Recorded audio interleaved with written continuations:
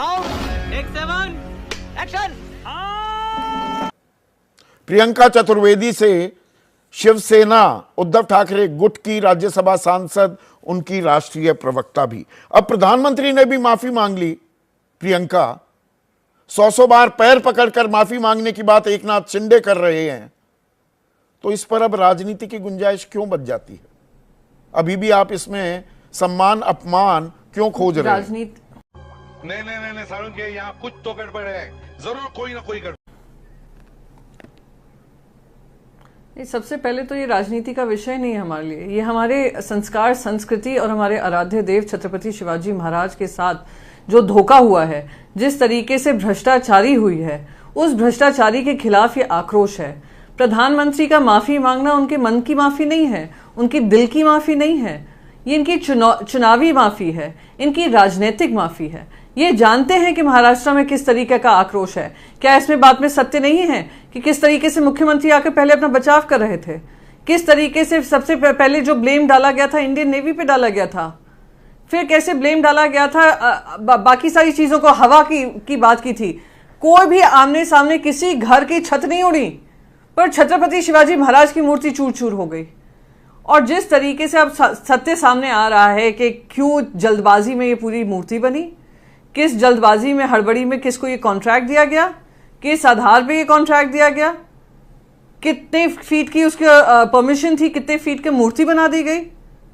और उदाहरण आपके इस पास है, जो भी आपने उदाहरण दिया है, एक है जो नहीं, मैं यहाँ पर आपने एक सेकंड, प्रियंका जो महाराष्ट्र के आज डायरेक्टरेट के सदर हैं राजीव मिश्रा, उन्होंने दावा किया है कि छत्रपति शिवाजी की 6 फीट की ऊंची प्रतिमा को ही मंजूरी दी गई थी और ये चिकनी मिट्टी वाली मूर्ति को हरी झंडी दी गई थी। तो अब उसमें बदलाव भी हो गए। तू समझा? हाँ। नहीं, तू समझा नहीं। वही तो मैं बोल रही हूँ, वही तो मैंने कहा कि कितनी फीट का परमिशन मिला था और कितनी फीट का बना दिया गया। और आप मुझे बताइए क्या ग्रेड स्टील का इस्तेमाल किया है, वो भी सामने आ गया है। यानी आपने पूरी तरीके से भ्रष्टाचारी की है, अपनी राजनीति चमकाने को। लोकसभा चुनाव के समय इसका उद्घाटन किया, प्रधानमंत्री ने खुद ने किया। और क्या उनकी माफी मांगने से सब कुछ खत्म हो जाता है? अब कोई माफी का समय नहीं है, एक्शन का समय है। पूरी सरकार को इस्तीफा देना चाहिए, मुख्यमंत्री से लेकर उप मुख्यमंत्री को इस्तीफा देना चाहिए। वहां पर राजनाथ सिंह जी खुद थे जब इस मूर्ति का अनावरण हुआ था। और इंडियन नेवी पे दोष मर देना, इंडियन नेवी खुद कह रही है कि पूरे लोकल गवर्नमेंट का काम था, उनकी जिम्मेदारी थी मेंटेनेंस की। और मेंटेनेंस किसकी जिम्मेदारी होती है? वो अगर छत्रपति शिवाजी महाराज की बात करें तो राज्य की जिम्मेदारी होती है, महाराष्ट्रवासी की जिम्मेदारी होती है। ठेका तो जयदीप आपके को जो सत्ता में है भारतीय नौसेना ने दिया ना, तो भारतीय नौसेना को ये प्रतिमा बनाने की जिम्मेदारी दी गई थी। उन्होंने ठेकेदार चुना, तो सीधे कटघरे में महाराष्ट्र सरकार को खड़ा करना, क्या आप राजनीति नहीं कर रही? ये झूठ है, झूठ है, झूठ है, गलत बात है। सबसे पहले मैं कह दूं ये बात ही गलत है।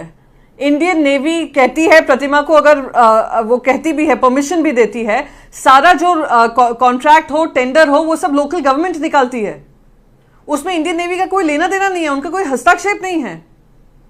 ये सब लोकल बॉडी, स्टेट गवर्नमेंट करती है। तो उप मुख्यमंत्री गलत बयानी कर रहे हैं। इंडियन नेवी ने परमिशन दी। उप मुख्यमंत्री देवेंद्र फडणवीस में बाकायदा उनका पार्टी के साथ। अरे एक सेकेंड मैं कंप्लीट कर दूं प्लीज। हाँ। जो लोग अपनी पार्टी के साथ धोखा कर सकते हैं, अपने अलायंस के साथ धोखा कर सकते हैं, जो गद्दारी महाराष्ट्र के साथ कर सकते हैं, जो गद्दारी छत्रपति शिवाजी महाराज के साथ कर सकते हैं, उनसे आप सच्चाई की उम्मीद कर रहे हैं? आप मुझे उनका कोट सुना रहे हैं, मुझे नहीं सुनना इनका कोट। नहीं, वो कह रहे हैं ना कि राज्य सरकार का कोई सीधा संबंध नहीं था, प्रतिमा का निर्माण भारतीय नौसेना की देखरेख में हुआ था। मैं फिर चक्की पीसिंग वाला स्टेटमेंट इन्हीं का था कि नहीं था अजीत पवार के लिए? मी पुनः ये इन्हीं का स्टेटमेंट था कि नहीं था? क्या है आज सच्चाई और क्या है उनके बयान? तो आप प्लीज उनका उदाहरण, उनकी जो डिप्यूटी चीफ मिनिस्टर के, उनका बस एक रोल है, कैसे सरकार का बचाव करें, कैसे जो गिने चुने 4 दिन रह गए और जो काली अमावस की रात आने वाली है इन लोगों के ऊपर, उसमें आप जितने खोखे जमा कर सकें और महाराष्ट्र की जनता के साथ धोखे दे सकें, उसके चलते ये बयानबाजी हो रही है। माफी भी जो मांगी गई है वो माफी इसलिए नहीं मांगी गई है क्योंकि उनके दिल से वो माफी मांग रहे हैं, वो इसलिए मांग रहे हैं क्योंकि जानते हैं महाराष्ट्र में किस तरीके का आक्रोश है, किस तरीके का माहौल है, इसलिए आकर वो कर रहे हैं। तो वो करते रहे, पर महाराष्ट्र ना माफी करेगी ना उनको किसी तरीके की छूट मिलेगी। एक्शन होना है और एक्शन इस तरीके का होना है जो आने वाले समय में छत्रपति शिवाजी महाराज के साथ तो धोखा ना करे। महाराष्ट्र से तो आपने किया ही गद्दारी। अब देख तू अब तू गया बेटा, अब तू गया, देख तेरी औकात मैं दिखाता हूं तुझे, देख भी की। तो जो आप 1 सितंबर यानी कि परसों से एक आंदोलन भी शुरू करने की बात कर रहे हैं, सड़कों पर उतरेंगे और जूतों का इस्तेमाल करने की भी बात की जा रही है, उस आंदोलन को आप आगे बढ़ाते दिखेंगे इस माफी के बाद भी? बिल्कुल बिल्कुल बढ़ाया जाएगा, क्योंकि ये अनादर राजनीति से का चलते नहीं है, अनादर हमारे आराध्य देव छत्रपति शिवाजी महाराज का है, जिनकी संस्कार संस्कृति हमारी आत्मा से जुड़े हुए छत्रपति शिवाजी महाराज हैं। उनके साथ हम ये अनादर नहीं होने देंगे। और मैं एक और आपको स्टेटमेंट बताती हूँ, क्योंकि आप स्टेटमेंट्स कोट कर रहे हैं। इन्हीं के एजुकेशन मिनिस्टर क्या कहते हैं, इसमें भी कोई अच्छी बात निकली है, यानी मूर्ति का चकनाचूर हो जाना, इसमें भी एक अच्छी बात निकली है। 35 फीट के बजाय हम 100 फीट की मूर्ति बनाएंगे, यानी आप 100 फीट का भ्रष्टाचार और करेंगे। कितने आपके पेट नहीं भरे भ्रष्टाचार कर करके? शर्म आनी चाहिए ऐसे लोगों को। तो सही माने में संजय राउत जी ने सही कहा कि ऐसे लोगों को तो सच में जूते चप्पल चलने चाहिए, और वही उसी पर आप आ गए हैं, उसी क्षण पे हम पहुंच चुके हैं। देख आराम से देख, आराम से देख। ये जो एक सभ्यता का तकाजा भी होता है आजकल राजनीति में, ये जूतम पैजार की बिल्कुल क्लियर एंड प्रेजेंट डेंजर अब मुंह बाय खड़ा होने लगा है। क्या आप अपना विरोध दर्ज कराइए, विरोध होना चाहिए। आपको लगता है अस्मिता के साथ ठेस पहुंची है, ये अपमान किया गया है, वहां तक बात रखिए, पर इसमें राजनीति छिपी है क्या? अभी उस सवाल का आपने जवाब नहीं दिया। आप कह रहे हैं कि नहीं राजनीति से जुड़ा नहीं राजनीति। अब आई एम सॉरी, नहीं कैसे मैं क्या सवाल का जवाब दूं? आप मुझसे कह रही राजनीति। बेलापुर में जो परिवार निकल कर आए, बेलापुर में जो महिलाओं के ऊपर हो रहे आक्रमण है, बच्चियों के ऊपर आक्रमण है, वो आक्रोश जब रास्तों पे उतर कर आता है, उसको वो कहते थे राजनीति हो रही है। वो बेलापुर के लोग नहीं थे। जो एफआईआर दर्ज हुई है सब बेलापुर की महिलाएं हैं, उनके खिलाफ एफआईआर दर्ज की है। एफआईआर दर्ज क्यों की है? उनको चुप कराने के लिए। अब छत्रपति शिवाजी महाराज के साथ अनादर हुआ है तो अब कहते हैं राजनीति। अरे राजनीति नहीं हो रही है, ये हमारी, मैं फिर से कहूंगी, ये हमारी आस्था से जुड़ा हुआ विषय है। और अगर हम विपक्ष में होकर हम आवाज नहीं उठाएंगे इस भ्रष्टाचार पे, तो कौन उठाएगा? हम सब क्या करें, मुंह पे सेलो टेप लगा लें और ये अनादर होते रहने दें? हम इसका विरोध भी ना करें?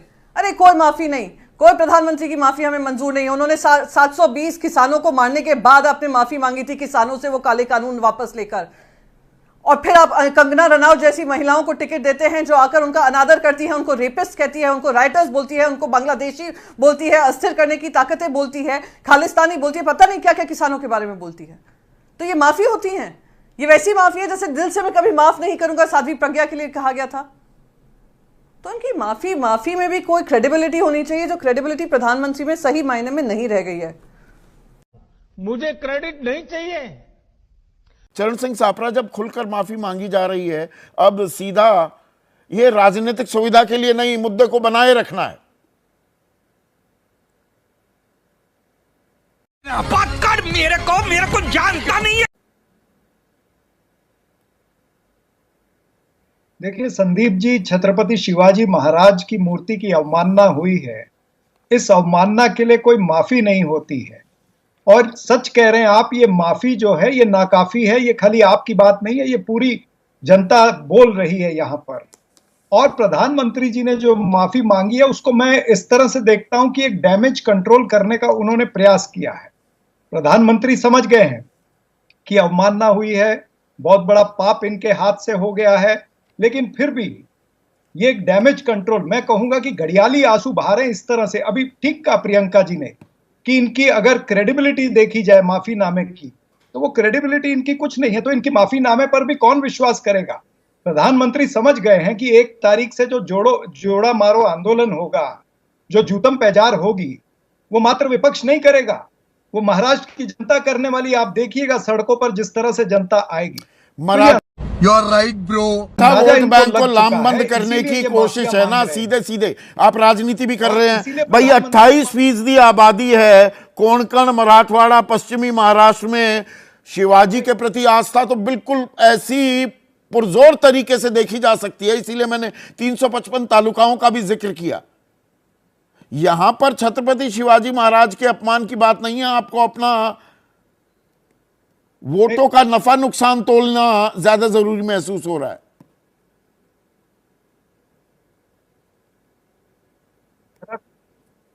जरा भी नहीं संदीप जी। मैं आपको एक और उदाहरण देना चाहूंगा। 2015 के अंदर अगर आपको याद होगा, प्रधानमंत्री नरेंद्र मोदी जी मुंबई में आए थे। समुद्र में जाकर के उन्होंने जल पूजन किया था और कहा था कि यहाँ पर स्टैच्यू ऑफ लिबर्टी से भी ऊंची छत्रपति शिवाजी महाराज की प्रतिमा यहाँ पर खड़ी होगी समुद्र के अंदर। 2015 के बाद आज 2024 आ गया है, कहाँ है वो प्रतिमा? इस सज्जन को क्या तकलीफ है भाई? बीच में तो आपकी भी सरकार आ गई। व्यक्ति को सिलेक्ट करते हैं वो व्यक्ति बीच कौन है में जिसे तो कोई महाविकास experience आघाड़ी नहीं की भी सरकार थी, तब आपने बना दी क्या प्रतिमा? है। हर जो कोई कह रहा अब ये मुख्यमंत्री अब महायुति वाले भी कह रहे हैं हम एक और प्रतिमा बना देंगे जी, गलती हो गई। अब आप अरब सागर में बड़ी प्रतिमा बनाने की बात पर आप आ गए। आपकी सरकार थी, क्यों नहीं बनाई? हमारी जो 2 साल सरकार थी, अधिकतर समय कोविड मैनेजमेंट के अंदर गया है। ठीक है, उसके ऊपर जो एनवायरमेंट क्लियरेंस का प्रोसेस होना था वो हमारी सरकार ने, जितना हमारा भाग था, जो समय हमको मिला, जो टेन्योर हमको मिला, उसमें हमने किया। लेकिन 2015 के अंदर जो प्रधानमंत्री जल पूजन करके जाते हैं और 2024 तक इनकी वहां पर प्रतिमा का कोई वहां पर पता नहीं है, तो फिर ये धोखा ही है ना। ये तो धोखे पे धोखा कर रहे हैं। एक तरफ प्रतिमा खड़ी करते, वो प्रतिमा गिर जाती है, किसी फेक व्यक्ति को ये ऑर्डर दे देते हैं, उसमें भ्रष्टाचार होता है। आपको बता दूं, छत्रपति शिवाजी महाराज ने कभी भ्रष्टाचार या भ्रष्टाचारियों को समर्थन किया क्या? आपको इतिहास पढ़ेंगे तो सब पता चल जाएगा। तो ये छत्रपति शिवाजी महाराज की जो अवमानना हुई है, तो हर महाराष्ट्र में रहने वाला या छत्रपति शिवाजी महाराज कहते हैं, हिंदवी स्वराज के प्रणेता कहते हैं, हिंदवी स्वराज के प्रणेता की मूर्ति की अवमानना हो गई है।